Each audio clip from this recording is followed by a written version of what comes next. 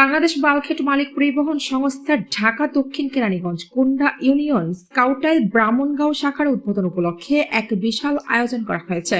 Staff reporter Nasir Uddin জানান, প্রথমে পবিত্র কোরআন তেলাওয়াত দিয়ে শুরু করেন। এ সময় বাংলাদেশ বালকহেড মালিক পরিবহন সংস্থার কেন্দ্রীয় কমিটির সভাপতি মোহাম্মদ বোরহান মিয়া বুলু এর সভাপতিত্বে অতিথি হিসেবে উপস্থিত ছিলেন বিএনএসএফ এর সভাপতি মোহাম্মদ শাহ আলম, সাধারণ সম্পাদক মোহাম্মদ রাজীব হোসেন, মোহাম্মদ সুরুজ মিয়া ও মোহাম্মদ মামুনুর রশিদ, উপদেষ্টা বাংলাদেশ বালকহেড মালিক পরিবহন সংস্থা, হাজী মোহাম্মদ শফি, সভাপতি বাংলাদেশ বালকহেড বোর্ড মালিক সমিতি, মোহাম্মদ জাহাঙ্গীর আলম, সভাপতি Bangladesh launch labour association bulkhead, Mohammad Murtaza Sarkar, সভাপতি বালকহেড মালিক সমিতি মতলব উত্তর, মোহাম্মদ রাসেল, সাধারণ সম্পাদক মুন্সিগঞ্জ বালকহেড মালিক সমিতি, হাজী মোহাম্মদ সেলিম, সাধারণ সম্পাদক পোস্তগোলা লৌহ ব্যবসায়ী মালিক সমিতি। সর্বশেষ দোয়া মোনাজাত ও দুপুরের খাবারের মাধ্যমে অনুষ্ঠানের সমাপ্তি ঘোষণা করেন।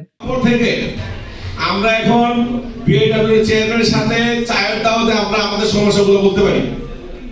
এই সমস্যা এই সংগঠনের উদ্যোগে আমরা আইজিপির সাথে সরাসরি কথা বলতে পারি, আমাদের সমস্যাগুলো আমরা সরাসরি উপস্থাপন করতে পারি।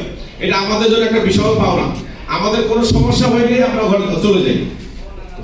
আপনার পরশু দিনের একটা ঘটনা বলি, বালি মহল থেকে একটা বাংলা ধরে নিয়ে গেছে। বালি মহল থেকে একটা ডেজার্ট একটা বাংলা ধরে নিয়ে গেছে। বাংলাটা বৈধ, তার বৈধ টোকেন আছে। এসপি তাকে জিজ্ঞেস করলাম কার সমস্যা কি। এসপি তাকে বলতেছে যে অবৈধ ভালো, কইটা অবৈধ ভালো না। তাৎক্ষণিক আমি মালিক সংগঠনের সভাপতি এবং শ্রমিক ফেডারেশন বর্গের শাখার সভাপতি জাহাঙ্গীর ভাই, আমরা দুজন কি করলাম, সাথে ডিএজির অফিসে চলে গেলাম।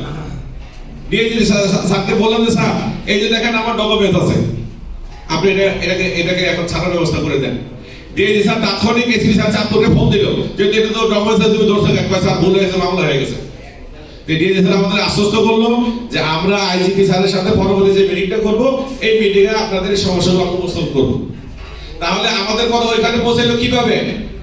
এত বছর সম্ভব হয় নাই, এখন সম্ভব হয়েছে আপনাদের ঐক্যের কারণে, আপনাদের প্রচেষ্টার কারণে। না হলে সম্ভব হইতো না, আমার কথা ওইখানে মধ্যে পৌঁছাইতো না। আমার কথা না, আপনাদের কথাগুলো আমার কানে দেন, আমার কানে আপনাদের কথাগুলো নিয়ে